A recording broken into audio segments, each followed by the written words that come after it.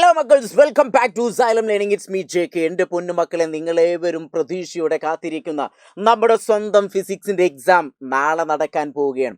അതുകൊണ്ട് തന്നെ പല മക്കളും വളരെയധികം ടെൻഷനോട് കൂടി ഇരിക്കുന്നുണ്ടാവും. മക്കളെ, ഒരു ടെൻഷനും വേണ്ട, നമ്മളുള്ളപ്പോൾ നിങ്ങൾക്ക് എന്തിനാണ് ടെൻഷൻ മക്കളെ? പല ആളുകളും ചിലപ്പോൾ ഈ ഒരു തമ്പിനേൽ കണ്ട് ഞെട്ടിപ്പോയിട്ടുണ്ടായിരിക്കും. മക്കളെ, ഒരു ഞെട്ടലും വേണ്ട. കാരണം ഇതുവരെ പഠിച്ചു തുടങ്ങാത്തവർക്ക് പോലും ഇനിയുള്ള കുറച്ച് സമയം ഞങ്ങൾ പറയുന്ന കുറച്ച് കാര്യങ്ങൾ നിങ്ങൾ ചെയ്തു കഴിഞ്ഞാൽ തീർച്ചയായിട്ടും നിങ്ങൾക്ക് 30 മാർക്ക് കിട്ടും എന്നുള്ള ഉറപ്പാണ്. അത് ഞാൻ വെറും തരുന്ന വാക്കല്ല, ഇത് സൈലത്തിൻ്റെ വാക്കാണ്.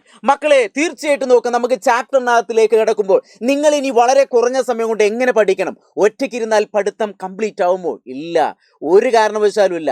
അതുകൊണ്ട് തന്നെ നിങ്ങൾ ഏത് രീതിയിൽ പഠിക്കണം, എങ്ങനെയൊക്കെ പഠിക്കണം, ഏതൊക്കെ ചോദ്യങ്ങൾ ഉൾപ്പെടുത്തണം, അല്ലെങ്കിൽ ഏത് രീതിയിലാണ് നിങ്ങൾ പരീക്ഷ എഴുതേണ്ടതെന്നുള്ള കാര്യങ്ങളൊക്കെ പറയാൻ ഞാനും മുഫീദ മിസ് ഇന്ന് വൈകുന്നേരം കൃത്യം 7 മണിക്ക് നമ്മളെ സൈലത്തിൻ്റെ 9ാം ക്ലാസ്സിൻ്റെ യൂട്യൂബ് ചാനൽ ലൈവിൽ വരുന്നുണ്ട്. അതിനകത്ത് നിങ്ങൾ ജോയിൻ ചെയ്താൽ മക്കൾ ഒരു കാര്യം ഉറപ്പാണ്, എബവ് 30 മാർക്ക് നിങ്ങൾക്ക് കിട്ടിയിരിക്കും തീർച്ചയായിട്ടും മക്കൾ. അതുകൊണ്ട് തന്നെ എങ്ങനെയാണ് ഇനിയുള്ള സമയം നമ്മൾ പഠിക്കേണ്ടത് ഞാൻ ജസ്റ്റ് ഒന്ന് പറഞ്ഞു തരാം. മക്കൾ എല്ലാവരും ശ്രദ്ധിക്കുക. നമുക്ക് ടോട്ടൽ 8 ചാപ്റ്ററുകളാണ് വരുന്നത്. ടോട്ടൽ 8 ചാപ്റ്ററിനകത്ത് നിങ്ങൾ ശ്രദ്ധിക്കേണ്ട ഒരു കാര്യം, ഏറ്റവും അവസാനത്തെ 4 ചാപ്റ്റർ അത് വളരെ ഇമ്പോർട്ടൻ്റ് ആണ്. ഈ അവസാനത്തെ 4 ചാപ്റ്ററിൽ നിങ്ങൾ ശ്രദ്ധിക്കേണ്ട ഒരു കാര്യം എന്ന് പറഞ്ഞാൽ, ആദ്യത്തെ ചാപ്റ്റർ എന്ന് പറഞ്ഞാൽ ബൊയൻ ഫോഴ്സ്, പ്ലവക്ഷമ ബലം എന്ന ചാപ്റ്ററാണ്.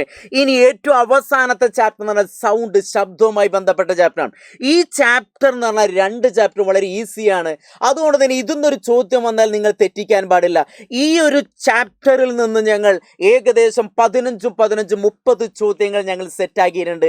ആ 30 ചോദ്യത്തിൻ്റെ ഒരു ചോദ്യവും അപ്പുറത്ത് നമുക്ക് പരീക്ഷയ്ക്ക് ഇനി ചോദിക്കില്ല മക്കളെ. പക്ഷെ ആ ചോദ്യങ്ങൾ എങ്ങനെ പഠിക്കണം അതൊക്കെ ഞാൻ പറഞ്ഞു തരാം. ഇനി അതിനുശേഷം സെക്കൻഡ് വോളിയത്തിനകത്ത് 2 ടൈറ്റ് ആയിട്ടുള്ള ചാപ്റ്ററുകളാണ് വർക്ക് എനർജി പവറും അതേപോലെ തന്നെ ഇലക്ട്രിക് കറണ്ട്, ധാരാ വൈദ്യുതി എന്ന ചാപ്റ്റർ.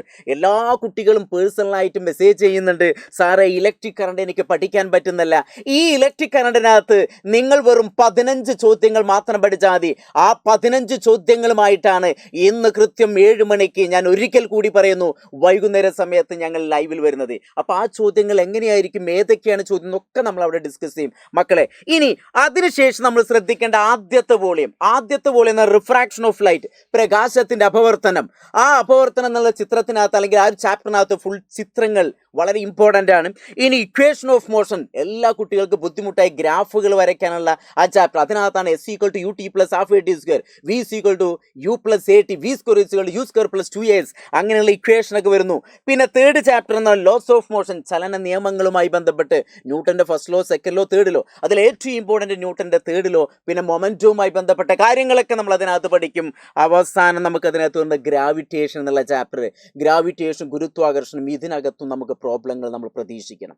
അപ്പോൾ ഏറ്റവും കൂടുതൽ നിങ്ങൾ ഫോക്കസ് ചെയ്യേണ്ട ബൊയൻ ഫോഴ്സ്, അതേപോലെ തന്നെ വർക്ക് എനർജി, പ്രവൃത്തിയും ഊർജ്ജവും എന്നുള്ള ചാപ്റ്റർ, പിന്നെ ധാരാവൈദ്യുതി, ഇലക്ട്രിക് കറണ്ടാണ്, പിന്നെ സൗണ്ട്. പിന്നെ നിങ്ങൾ ഫോക്കസ് ചെയ്യേണ്ട ചാപ്റ്റർ ഗ്രാവിറ്റേഷൻ എന്നുള്ള ചാപ്റ്ററും അതേപോലെ തന്നെ ലോസ് ഓഫ് മോഷനും.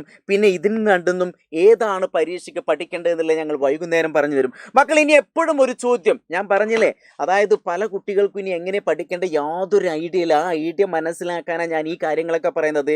എന്നിട്ടും മനസ്സിലാകുന്നില്ലെങ്കിൽ നമ്മൾ എന്ത് ചെയ്യും, ഇതിനകത്ത് നിന്ന് വൈകുന്നേരം നമ്മൾ മക്കളെ കുറച്ച് ചോദ്യങ്ങളായിട്ട്, അത് ഏതാ ചോദ്യമൊക്കെ ഞാൻ കാണിച്ചു തരും. അപ്പം മാക്സിമം എല്ലാവരും ഇങ്ങോട്ട് തന്നെ ശ്രദ്ധിക്കാം മക്കളെ. ഇനി നോക്കിക്കോളൂ, നമുക്ക് പരീക്ഷയ്ക്ക് എനർജി ചേഞ്ചുകൾ വളരെ ഇമ്പോർട്ടൻ്റ് ആണ്. എപ്പോഴും ഒരു ക്വസ്റ്റ്യൻ എന്ന് പറഞ്ഞാൽ എപ്പോഴും ഈസി ടു ഡിഫിക്കൽട്ട് എന്നുള്ളതാണ്. അതായത് ഈസിയിൽ നിന്ന്, വളരെ ഈസിയായിൽ നിന്ന് ക്രമേണ കൂടി ടൈറ്റിലേക്ക് ഇങ്ങനെ മാറും. അങ്ങനെയായിരിക്കും നമ്മുടെ ചോദ്യ പാറ്റേൺ എന്ന് പറയുന്നത്. ഏകദേശം നമ്മൾ 20 to 23 ചോദ്യങ്ങൾ നമ്മൾ പ്രതീക്ഷിക്കണം. അപ്പോൾ ഒരു എനർജി ചേഞ്ച് ഈ ചാപ്റ്റർ, ടോട്ടൽ 8 ചാപ്റ്ററിനകത്ത് എത്ര എനർജി ചേഞ്ച് ഉണ്ട് നിങ്ങൾക്കറിയോ? ഇല്ല, അതൊക്കെ ഞങ്ങൾ പറയും. ഇനി പ്രധാനപ്പെട്ട യൂണിറ്റുകൾ എത്ര ഉണ്ടെന്ന് അറിയോ? ആ യൂണിറ്റുകൾ വളരെ മസ്റ്റായിട്ട് നിങ്ങൾ പഠിച്ചിരിക്കണം. അപ്പോൾ ആ യൂണിറ്റുകൾ ഏതാണെന്നുള്ളത് അത് ഞങ്ങൾ പഠിപ്പിച്ചു തരും. ഇനി ഇക്വേഷൻസ്, ടോട്ടൽ നമുക്ക് 25 ഇക്വേഷൻ വരുന്നുണ്ട് 8 ചാപ്റ്ററിൽ നിന്നായി. ആ 8 ചാപ്റ്ററിൽ 25 ഇക്വേഷൻ മുഴുവൻ നിങ്ങൾ പഠിക്കേണ്ട പകരം അതിനകത്ത് പഠിക്കേണ്ട, പ്രോബ്ലം ചെയ്യേണ്ട ഇക്വേഷൻ, ആ സമവാക്യങ്ങൾ ഏത് നമ്മൾ സെറ്റാക്കി തരും മക്കൾസ്. പിന്നെ നമുക്ക് ചിത്രത്തിനെ ബേസ് ചെയ്തിട്ടുള്ള സീരീസ്, പാരല്, അതല്ലെങ്കിൽ നമുക്ക് ലോസ് ഓഫ് നിയമങ്ങളെ, അതല്ലെങ്കിൽ ഗ്രാവിറ്റേഷനിൽ കുറേ ചിത്രങ്ങൾ, അങ്ങനെ ഒരുപാട് ചാപ്റ്ററിനകത്തുള്ള ചിത്രങ്ങൾ വരുന്നുണ്ട്. ആ ചിത്രത്തിനെ ബേസ് ചെയ്തിട്ടുള്ള ചോദ്യങ്ങൾ വരും. പിന്നെ ഡിഫറൻസുകൾ, പ്രധാനപ്പെട്ട വ്യത്യാസങ്ങൾ എന്തൊക്കെ, ഗ്രാഫുകൾ, ഇത്രയും കാര്യങ്ങൾ നമ്മൾ എന്ത് ചെയ്യണം, ഒരു ചോദ്യത്തിൽ നമ്മൾ പ്രതീക്ഷിക്കണം മക്കളെ. അതുകൊണ്ട് തന്നെ തീർച്ചയായിട്ടും നമുക്ക് എന്ത് ചെയ്യാം, ഒരു എക്സാമ്പിൾ ഞാൻ നിങ്ങൾക്ക് പറഞ്ഞു തരാം. നമ്മളിന്ന് വൈകുന്നേരം ചെയ്യാൻ പോകുന്ന ചോദ്യങ്ങൾ ഈസിയിൽ നിന്ന് ഡിഫിക്കൽട്ടിലേക്കാണ്.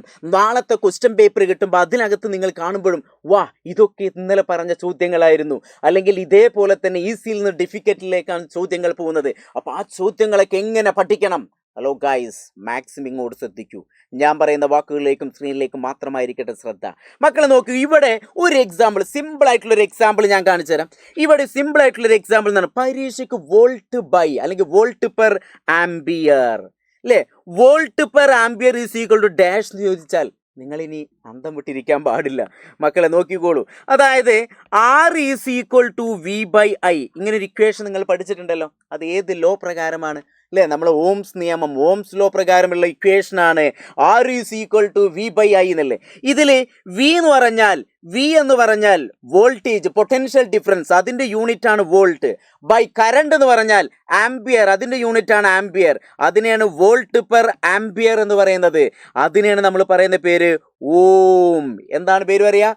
ഓം. അപ്പം അതിൻ്റെ സിമ്പൽ എന്ന് പറഞ്ഞാൽ ഇങ്ങനെയായിരിക്കും. അപ്പോൾ നോക്കൂ മക്കൾ, ഈ ചോദ്യങ്ങളും ചിലപ്പോൾ ഒരു പക്ഷേ നിങ്ങൾ ശ്രദ്ധിച്ചിട്ടുണ്ടായിരിക്കില്ല. ഇതേപോലെയുള്ള ചോദ്യങ്ങളാണ് നമ്മൾ എന്ത് ചെയ്യുന്നത്. ഇപ്പോൾ ഒരു എക്സാമ്പിൾ, അടുത്തൊരു എക്സാമ്പിൾ ഇതാ നോക്കിക്കോളൂ. 1 കിലോ ഓം എന്ന് പറഞ്ഞാൽ 1 കിലോ ഓം ഇങ്ങനെയാണ് എഴുതുക. അത് ഈസ് ഈക്വൽ ടു ഡാഷ് എത്രയായിരിക്കും ചോദ്യം വരും. അപ്പോൾ നിങ്ങൾ ഓർത്തു വയ്ക്കണം, എന്താണ് 1000 ഓം. എന്താണ് 1000 ഓം എന്ന് പറയുക. ഇനി അതല്ലെങ്കിൽ 10⁻³ ഓം ഇങ്ങനെ എഴുതാം. അപ്പോൾ ഇതൊക്കെ നിങ്ങൾ ശ്രദ്ധിക്കാത്ത ചോദ്യം. ഇതേപോലെയുള്ള ഒരുപിടി ചോദ്യങ്ങളുമായിട്ടാണ് ഞാൻ നിങ്ങളുടെ മുന്നിലേക്ക് ഇന്ന് വരുന്നത്. ഇനി ഒരു ചോദ്യം കൂടി ഞാൻ കാണിച്ചാൽ, നിങ്ങൾ ശ്രദ്ധിക്കാത്തൊരു ചോദ്യം എന്ന് പറഞ്ഞാൽ ഇങ്ങനെ ഒരു ചിത്രം തന്നിട്ട് ഈ ചിത്രത്തിനെ ബേസ് ചെയ്തിട്ട് നമുക്ക് ഇത്രയും ചോദ്യങ്ങൾ നമ്മൾ പ്രതീക്ഷിക്കണം. നെയിം ദിസ് സെൽ, അതായത് ഇതിൻ്റെ പേരെന്താണ്? എല്ലാവർക്കും അറിയാം ഇതിൻ്റെ പേരെന്താ, നിങ്ങൾ അത്ര ശ്രദ്ധിച്ചിട്ടുണ്ടാവില്ല. അപ്പോൾ പരീക്ഷയ്ക്ക് നമുക്ക് ഈ ഒരു ഉപകരണത്തിൻ്റെ പേരെന്ന് പറഞ്ഞാൽ അത് വോൾട്ടാസെല്ലാണ്. ഇതെന്താണ്? വോൾട്ടാസെൽ എന്നാണ് ഇതിൻ്റെ പേര് പറയുക. ഇനി അതോടൊപ്പം തന്നെ ഡയറക്ഷൻ ഓഫ് ഇലക്ട്രിക് കറണ്ട്, ഇവിടെ കറണ്ടിൻ്റെ ഡയറക്ഷൻ എങ്ങനെയായിരിക്കും? എപ്പോഴും കോപ്പറിൽ നിന്ന് സിങ്കിലേക്കാണ്. കറണ്ടിൻ്റെ ഡയറക്ഷൻ എന്ന് പറഞ്ഞാൽ മക്കൾ ഓർത്ത് വയ്ക്കുക, എന്താണ്? കോപ്പറിൽ നിന്ന്, അതായത് സി യു എന്ന് പറഞ്ഞാൽ കോപ്പറിൽ നിന്ന്, സെഡ് എന്ന് പറഞ്ഞാൽ സിങ്കിലേക്ക്. ഒന്നുമില്ല, നമ്മളൊരു ബീക്കർ എടുക്കുന്നു, ഈ ബീക്കറിനകത്തൊരു സൊല്യൂഷൻ എടുക്കുന്നു, അത് ഡൈല്യൂട്ട് സൾഫ്യൂരിക് ആസിഡ്, നേർപ്പിച്ച സൾഫ്യൂരിക് ആസിഡാണ്. അതിനെ നമ്മൾ ഇലക്ട്രോലൈറ്റ് എന്ന് പറയുക. ഈ ഇലക്ട്രോലൈറ്റ് രണ്ട് ദണ്ടുകൾ താഴ്ത്തി വെച്ചിരിക്കുന്നു, ഒരു കോപ്പറിൻ്റെയും അതേപോലെ തന്നെ ഒരു സിങ്കിൻ്റെയും. എന്നിട്ട് എന്ത് ചെയ്യുന്നു, ഇതൊന്നൊരു വയറെടുത്ത് നേരെ എന്ത് ചെയ്തു, ഒരു വോൾട്ടിമീറ്ററിലേക്ക് കണക്ട് ചെയ്തു. ഇവിടെ കോപ്പർ എപ്പോഴും പോസിറ്റീവ് റോഡാണ്. ഇനി സിങ്ക് എപ്പോഴും നെഗറ്റീവിലേക്കാണ് നമ്മൾ കണക്ട് ചെയ്യുന്നത്, അല്ലെങ്കിൽ നെഗറ്റീവ് റോഡായിട്ട് കണക്കാക്കുന്നു. അപ്പോൾ ഇവിടെ പോസിറ്റീവ് റോഡ് എന്ന് പറഞ്ഞാൽ അത് കോപ്പറാണ്, നെഗറ്റീവ് റോഡ് എന്ന് പറഞ്ഞാൽ സിങ്ക് ആണ്. ഇവിടുത്തെ എനർജി ചേഞ്ച് എന്ന് പറഞ്ഞാൽ എന്തായിരിക്കണം? കെമിക്കൽ എനർജി, രാസോർജം എന്തായി മാറുന്നു? ഇലക്ട്രിക്കൽ എനർജി, വൈദ്യോർജമായിട്ട് മാറുന്നു. മക്കളെ, ഇതേപോലത്തെ ചോദ്യങ്ങളൊക്കെ നിങ്ങൾ ശ്രദ്ധിച്ചിട്ടുണ്ടോ? ഉണ്ടായിരിക്കില്ല. അങ്ങനെയെങ്കിൽ ഞാനൊരു ചോദ്യം കൂടി തരട്ടെ നിങ്ങൾക്ക് സിമ്പിളായിട്ട്. യൂണിറ്റ് ഓഫ് മൊമെൻറ്റം എന്ന് പറഞ്ഞാൽ കിലോഗ്രാം മീറ്റർ പെർ സെക്കൻഡ്, എല്ലാവർക്കും അറിയാം. അങ്ങനെയെങ്കിൽ യൂണിറ്റ് ഓഫ് ഇമ്പൾസ്, ഇതൊക്കെ നമ്മൾ പഠിക്കണം. ഇതേപോലെയുള്ള ഈസിയിൽ നിന്ന് ഡിഫിക്കൽട്ടിലേക്കുള്ള ചോദ്യങ്ങളാണ് നമ്മൾ ഇന്ന് വൈകുന്നേരം ചെയ്യാൻ പോകുന്നത്. അതുകൊണ്ട് തന്നെ തീർച്ചയായിട്ടും എൻ്റെ മക്കൾസ്, നിങ്ങൾ ഒരു കാരണവശാലും ഇന്നത്തെ ലൈവ് ക്ലാസ് മിസ് ചെയ്യാൻ പാടില്ല. അപ്പോൾ നോക്കൂ, ഇമ്പൾസ് എന്ന് പറഞ്ഞാൽ I = F×T എന്നാണ്. എഫ് എന്ന് പറഞ്ഞാൽ ഫോഴ്സിൻ്റെ യൂണിറ്റ് ന്യൂട്ടൺ, ടൈമിൻ്റെ യൂണിറ്റ് സെക്കൻഡ്. അതുകൊണ്ട് തന്നെ ആ വേഗത്തിൻ്റെ യൂണിറ്റ് എന്നാൽ ന്യൂട്ടൺ പെർ സെക്കൻഡ് ആണ് മക്കളെ. അതേപോലെ ഇതിൻ്റെ ആൻസർ നിങ്ങൾക്കൊന്ന് പറയാൻ പറ്റുമോ? ഇതിൻ്റെ ആൻസർ ഒന്ന് പറയാൻ പറ്റുമോ? പ്രതിരോധം കൂടുമ്പോൾ സർക്യൂട്ടിലെ കറണ്ടിന് എന്ത് സംഭവിക്കുന്നു? അല്ലെങ്കിൽ പ്രതിരോധത്തിൻ്റെ SI യൂണിറ്റ് എന്ത്? ഇനി ആന്തരിക ഫലങ്ങൾക്ക് വസ്തുക്കളെ ചലിപ്പിക്കാൻ കഴിയുന്നു അല്ലെങ്കിൽ കഴിയുന്നില്ല. ഇതേപോലെയുള്ള ചോദ്യങ്ങൾ. ഇനി അതേപോലെ തന്നെ ഞാൻ മറ്റൊരു ചോദ്യം കൂടി ഞാൻ നിങ്ങൾക്ക് ജസ്റ്റ് ഒന്ന് കാണിച്ചു തരാം. നമുക്ക് ഇതേപോലെയുള്ള ഒരുപാട് ചോദ്യങ്ങൾ, ഈ ചോദ്യത്തിൻ്റെ ആൻസറും നിങ്ങൾക്ക് ചെയ്യാൻ പറ്റും. ഇതേപോലത്തെ ഒരു ചോദ്യം നമ്മൾ നിർബന്ധമായിട്ട് പ്രതീക്ഷിക്കണം മക്കളെ. അപ്പോൾ തീർച്ചയായിട്ടും ഇന്ന് വൈകുന്നേരത്തെ 7 മണിയുടെ ക്ലാസ്സിൽ നിങ്ങൾ ജോയിൻ ചെയ്തോ, നാളെ എഴുതാനിരിക്കുന്ന ആനുവൽ പരീക്ഷ നിങ്ങൾക്ക് എബവ് 30 മാർക്ക് ഷുവർ. ഇതുവരെ ഫിസിക്സ് പഠിക്കാത്ത കുട്ടികൾക്ക് പോലും എന്ത് ചെയ്യുന്നു, അതിൽ 30 മാർക്ക് കിട്ടും ഉറപ്പാണ്. അതിന് വേണ്ടിയിട്ടാണ് ഞങ്ങൾ ഇന്ന് വൈകുന്നേരം ലൈവിൽ വരുന്നത്. അപ്പോൾ തീർച്ചയായിട്ടും എൻ്റെ മക്കൾസ് നിങ്ങളെല്ലാവരും എന്ത് ചെയ്യുക, ഇത് കണ്ടു കഴിഞ്ഞാൽ ഉടനടി നിങ്ങൾ ഏറ്റവും ബെസ്റ്റ് ആയിട്ടുള്ള നിങ്ങൾക്ക് ഏറ്റവും ഇഷ്ടപ്പെട്ട ഫ്രണ്ട്സിലേക്ക് ഷെയർ ചെയ്യുക. അതേപോലെ തന്നെ ഇന്നത്തെ ക്ലാസ്സിൽ നിർബന്ധമായിട്ട് ഞങ്ങൾ ജോയിൻ ചെയ്യും എന്ന് പറയുന്നത് അതിൻ്റെ താഴെ ഒരു കമൻറ്റ് ബോക്സിനകത്ത് മെസ്സേജുകൾ ചെയ്യുക. അതോടൊപ്പം നാളെ വരാനിരിക്കുന്ന എക്സാം ഞങ്ങൾ അടിപൊളിയായിട്ട് സാർ സെറ്റാക്കും സാർ എന്ന് പറഞ്ഞൊരു മെസ്സേജൊക്കെ ഇട്ട് കോൺഫിഡൻറ്റോട് കൂടി നോട്ട്ബുക്കും ടെക്സ്റ്റും എല്ലാം സെറ്റായി ഒരു ഗ്ലാസ് ചൂടുവെള്ളവുമായി വൈകുന്നേരം കൃത്യം 7 മണിക്ക് ഞാനും നിങ്ങളുടെ പ്രിയപ്പെട്ട മുഫീദ മിസ്സും ലൈവിൽ വരുന്നുണ്ട്.